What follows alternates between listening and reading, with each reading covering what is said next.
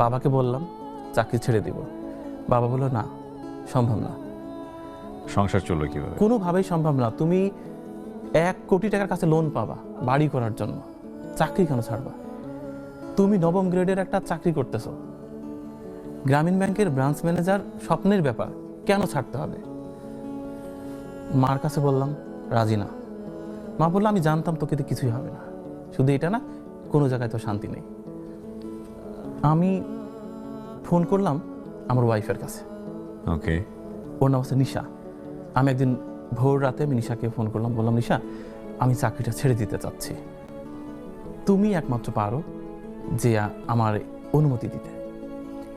সে বলল কি, দেখো আসলে তোমার হাত ধরেছিলাম কিন্তু এটা ভেবেই যে আমাদের গাছতলায় থাকতে হতে পারে, তুমি তো তখন ব্যাংকের ম্যানেজার ছিলে না, তো দরকার কি? তোমার যদি ভালো না লাগে, তুমি স্বস্তি না পাও, আমার মানে ব্যাপারটা হচ্ছে তুমি শান্তিতে থাকবা, এটা দেখবো। You have a beautiful wife. তো তুমি যখন অশান্তিতে আছো, আমার দরকার নেই ম্যানেজারি, চলে আসো। বিউটিফুল।